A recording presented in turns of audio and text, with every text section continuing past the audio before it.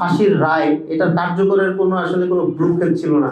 গত 2020 সালের 31শে জুলাই আমাদের ভাই শহীদ মেজর সিনহাকে নির্মমভাবে তৎকালীন পুলিশের টেকনাফ থানার ওসি প্রদীপ এবং ইন্সপেক্টর লিয়াকত সহ তাদের যে সাঙ্গভঙ্গ ছিল তারা নির্মমভাবে হত্যা করে।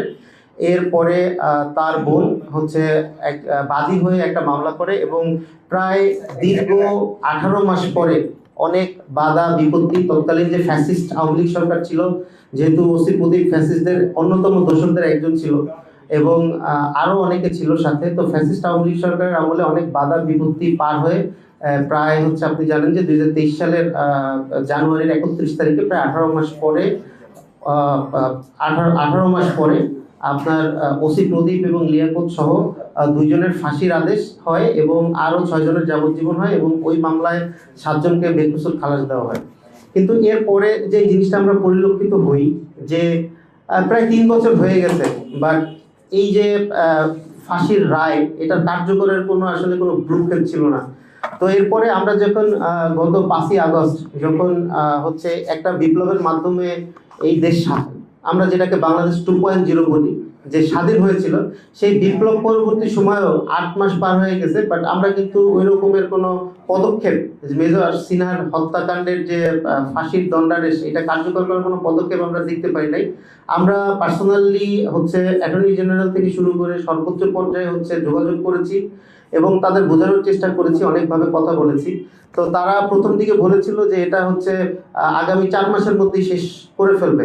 এখানে আমাদের যে সদস্য সচিব লেফটেন্যান্ট সাইফুল্লাহ ছিল, উনিও পার্সোনালি যোগাযোগ করেছে, বাট এখন পর্যন্ত হয় নাই। তো যাই হোক, গত 23 তারিখে এটা ডেট রেফারেন্স হচ্ছে উঠেছে অ্যাপ্লাইড ডিভিশনে।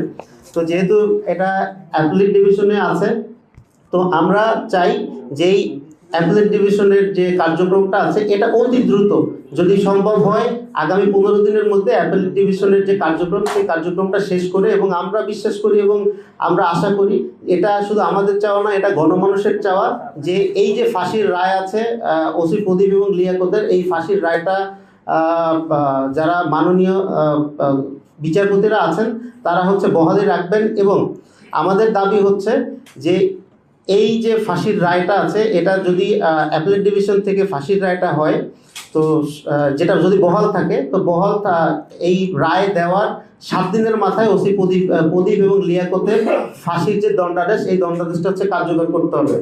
আমরা একটা বৈষম্যমুক্ত বাংলাদেশ চাই, আমরা এমন একটা বাংলাদেশ চাই যেই বাংলাদেশে আসলে কোনো বৈষম্য থাকবে না। প্রত্যেকটা বিচার, প্রত্যেকটা হত্যা, প্রত্যেকটা সবকিছুর বিচার সুষ্ঠুভাবে কার্যকর হবে। এছাড়াও আমরা এখানে শুধুমাত্র যেহেতু মেজর সিনহা আমাদের অর্গানাইজেশন, আপনারা জানেন আমাদের অর্গানাইজেশনটা হচ্ছে সামরিক এবং আধা সামরিক বাহিনীর সদস্য প্লাস অফিসারদের নিয়ে গড়া।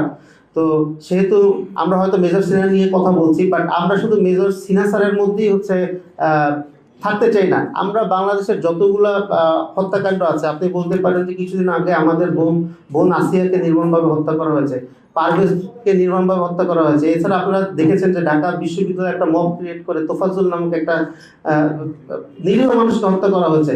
এই প্রত্যেকটা হত্যাকাণ্ডের নিন্দা আমাদের পক্ষ থেকে জানাই। শুধু নিন্দাই না, আমরা আপনাদের বলতে চাই যে প্রত্যেকটা হত্যাকাণ্ডের যে বিচারিক প্রক্রিয়া চলমান আছে, সেই বিচারিক প্রক্রিয়ায় আমাদের চোখ রয়েছে এবং আমরা চেষ্টা করব আমাদের অ্যাসোসিয়েশনের পক্ষ থেকে প্রত্যেকটা হত্যাকাণ্ডে যাতে সর্বোচ্চ শাস্তি হচ্ছে দেয়, সেই দাবি এবং চেষ্টা আমাদের অর্গানাইজেশনের পক্ষ থেকে থাকবে। এছাড়া আমরা একটা জিনিস বলতে চাই যে এই 24 পরবর্তী বাংলাদেশে ইন্টেরিয়র গভর্নমেন্ট যেটা আছে, ওনাদের কার্যক্রম অনেক প্রশংসিত। তারা অনেক ক্ষেত্রে অনেক ভালো কাজ করছে, যেটা জনগণের কাছে অ্যাকসেপ্টেড। বাট একটা জায়গায় আমরা বেশ দুর্বলতা পরিলক্ষিত হচ্ছি, সেটা হচ্ছে আইন এবং সংসদ বিষয়ক আইন মন্ত্রণালয় যেটাকে আমরা বলি, যেটার উপদেষ্টা হচ্ছে ডক্টর আসিফ নজরুল। আমরা আপনাদের মাধ্যমে ওনাকে সাবধান করতে চাই যে আপনি সাবধান হয়ে যান। দেশের জনগণ যেমন হাসিনাকে টেনে নামাইছে, আপনার গদিও কিন্তু ঠিক থাকবে না। সো ডক্টর আসিফ নজরুল, আপনি সাবধান হয়ে যান, আপনার কার্যক্রমটা আপনি ঠিক করেন। আপনি কোনো দেশের লেসপেন্সারি করবেন, দেশের বিপক্ষে আপনি কাজ করবেন, সেটা কিন্তু হবে না। আমরা যে জিনিসটা দেখেছি, ডক্টর মোহাম্মদ ইউনূস আমাদের মাননীয় প্রধান উপদেষ্টা, উনি অত্যন্ত দক্ষতার সাথে এই দেশ পরিচালনা করছেন।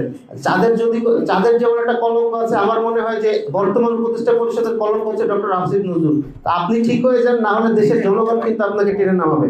এটা আপনাকে স্পষ্ট ভাষায় বলতে চাই। এছাড়া আমাদের যে দাবি, যে আমাদের ভাই শহীদ মেজর সিনার যে অ্যাপেলেট ডিভিশনে যেটা ডেট রেফারেন্স শুনানি চলতেছে, এটা আগামী 15 দিনের মধ্যে আমি আশা করি যে এটা শেষ হয়ে যাবে এবং ওসি প্রদীপ এবং লিয়াকতের যে ফাঁসির রায় আছে সেই রায়টা বহাল থাকবে। এবং এই যখন অ্যাপেলেট ডিভিশনের শুনানি শেষ হয়ে যাবে এবং এই যে অ্যাপেলেটের রায় আসবে, এর 7 কর্মদিবসের মধ্যে হচ্ছে ওসি প্রদীপ এবং লিয়াকতের ফাঁসির রায় কার্যকর করতে হবে।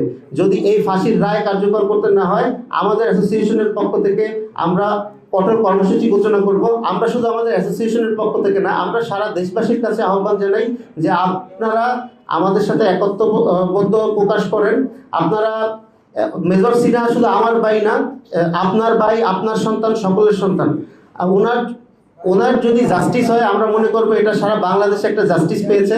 এবং আমরা চাই যে আপনারা সবাই আমাদের সাথে একমত হন, একসাথে আসেন এবং মেজর সিনহার যে জাস্টিস, সেই জাস্টিসটা যাতে আমরা সকলে মিলে এনশিওর করতে পারি, সেই চেষ্টা করি। এরপরে আমরা যদি আমাদের যে দাবি, এই দাবিগুলো যদি পালন না হয়, পরবর্তীতে আমরা যেই কর্মসূচি দিব, সেই কর্মসূচিতে আমরা চাই আমাদের সাথে যাতে সকল দেশবাসী থাকে। এবং সর্বশেষ যে জিনিস আমরা বলতে চাই সেটা হচ্ছে, ডক্টর আসিফ নজরুল, আপনি